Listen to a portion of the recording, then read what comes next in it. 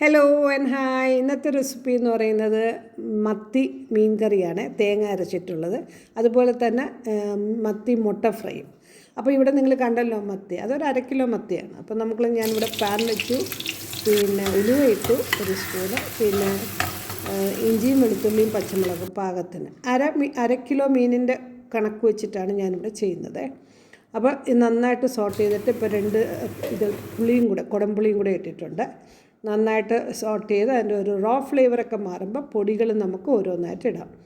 മഞ്ഞളിട്ടു, മുളക് പൊടി ഇട്ടു, പിന്നെ 1 ടീസ്പൂൺ മഞ്ഞൾപ്പൊടി ഇട്ടു, 2.5 ടീസ്പൂൺ മുളക് പൊടി ഇട്ടു, പിന്നെ 1 ടീസ്പൂൺ മല്ലിപ്പൊടി.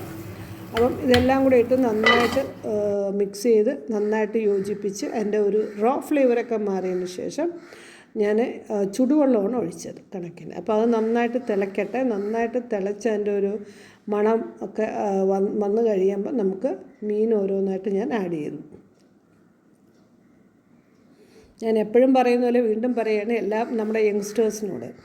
ഇത് എപ്പോഴും പച്ച റോ ഫ്ലേവർ മാറിയതിന് ശേഷം മാത്രമേ എല്ലാം ഇടാൻ പാടുള്ളൂ, എങ്കിലേ അതിൻ്റെ ഉള്ളൊരു ടേസ്റ്റ് കാണത്തുള്ളൂ കേട്ടോ.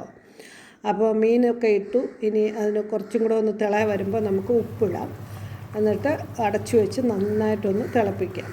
അപ്പം ശരിക്കും മത്തി മീൻ വളരെ ഹെൽത്തി ആയിട്ടുള്ള മീനാണ്. ഇപ്പം ഞാനിവിടെ ഉപ്പ് ഇട്ടു, പാകത്തിന് കല്ലുപ്പാണ് ഇട്ടത്. നന്നായിട്ടൊന്ന് സ്പാറ്റുല കൊണ്ടൊന്ന് ഇളക്കി, അല്ലെങ്കിൽ മീൻ ഉടഞ്ഞു പോകും. അപ്പം ഇതൊരു വലിയ മത്തിയല്ല, ഇത് ശരിക്കും മീഡിയം സൈസ് മത്തിയാണ്. അപ്പം അത് ഇനി അവിടെ ഇരുന്ന് തിളയ്ക്കുന്ന സമയം കൊണ്ട് നമുക്ക് തേങ്ങ അരച്ചെടുക്കാം. ഇത് പച്ച തേങ്ങയാണ്, അതായത് നമ്മൾ ചെറുകിയത് വറുക്കാത്ത തേങ്ങയാണ്. അത് പച്ചയായിട്ട് തന്നെ അരക്കുകയാണ്. കുറച്ച് തേങ്ങയുള്ളൂ, ഞാൻ നിങ്ങൾ കാണുന്ന പോലെ വലുതായിട്ടല്ല. അതിന് നന്നായിട്ട് അരച്ച് അതിന് ഞാൻ ചട്ടിയിലോട്ട് ഒഴിച്ചു.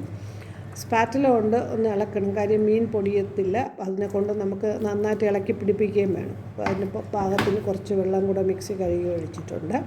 ചെറിയ ജാറിലിട്ടാണ് അരച്ചെടുത്തത്. അപ്പം ഇനിയിപ്പോൾ അതിന് പാകത്തിന് ചാറിന് വേണ്ടിയിട്ടുള്ള കറിയും ആയിട്ടുണ്ട്. നന്നായിട്ടൊന്ന് എല്ലാം ഒന്ന് യോജിപ്പിച്ച് നമുക്ക് അടച്ചു വയ്ക്കാം. അപ്പോൾ ഇത് ഇപ്പോൾ ശരിക്കും നന്നായിട്ട് തിളച്ച് വന്നു. ഇനിയിപ്പം കറിവേപ്പിലയും കൂടെ ഇട്ട് അതിൻ്റെ എണ്ണമയം ഒന്ന് നമുക്ക് നടം വരെ അതിരുന്ന് അടുപ്പത്ത് നമുക്ക് വെച്ചേക്കാം. അടച്ചു വെച്ച് അതവിടെ ഇരിക്കട്ടെ.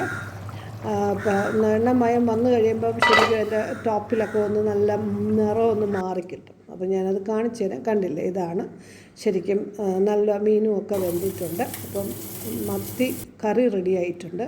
ഇനി നമുക്ക് മത്തിയുടെ മുട്ട ഫ്രൈ നോക്കാം. അവിടെ ഞാൻ ഇതിനെ അരപ്പയിൽ വെച്ചൊന്ന് കഴുകി നന്നായിട്ടെടുത്ത്, കാര്യം നമ്മളൊരു ഫിഷിനകത്തുനിന്ന് എടുത്ത് അതിൻ്റെ ഒരു കറുത്ത സാധനങ്ങളൊക്കെ കാണും, അതിനെയൊക്കെ ക്ലീൻ ചെയ്ത് മഞ്ഞയും മുളകും ഉപ്പും ഒക്കെ ഇട്ടൊന്ന് പുരട്ടി വെച്ചിട്ട് ഒന്ന് മാറിനേറ്റ് ചെയ്ത് വെച്ച് ഒരു ചെറിയ ഫ്രൈങ് പാൻ വെച്ചിട്ട് അതിൽ വെളിച്ചെണ്ണ ഒഴിച്ച് ഞാൻ അതിലോട്ടിട്ട് ഇത് നന്നായിട്ട് പൊട്ടും കേട്ടോ. പക്ഷേ എനിക്കിത് ഭയങ്കര ഇഷ്ടമുള്ള ഒരു കാര്യമാണ് മീൻ മുട്ട. കണ്ടില്ലേ, അത് നന്നായിട്ട് ഫ്രൈ ആവണം. ഇപ്പോൾ വളരെ ടെൻഡറായിട്ടുള്ള ഒരു സാധനമല്ലേ ഈ മീൻ മുട്ട. അപ്പോൾ നമ്മളത് ശ്രദ്ധിക്കണം, ഒരുപാട് ഓവറാകാനും പാടില്ല. അപ്പം ഇതിപ്പോൾ ഫ്രൈ ആയിട്ടുണ്ട്, പാകത്തിന് കഴിക്കാനായിട്ടുള്ള ഒരു മൂഡായിട്ടുണ്ട്. അപ്പോൾ വീഡിയോസൊക്കെ ഇഷ്ടപ്പെട്ടെന്ന് വിശ്വസിക്കുന്നു. ഇഷ്ടപ്പെട്ടാൽ share and like and subscribe ചെയ്യാൻ മറക്കരുത്. സപ്പോർട്ട് ചെയ്യണം. Thanks for watching all my videos. By.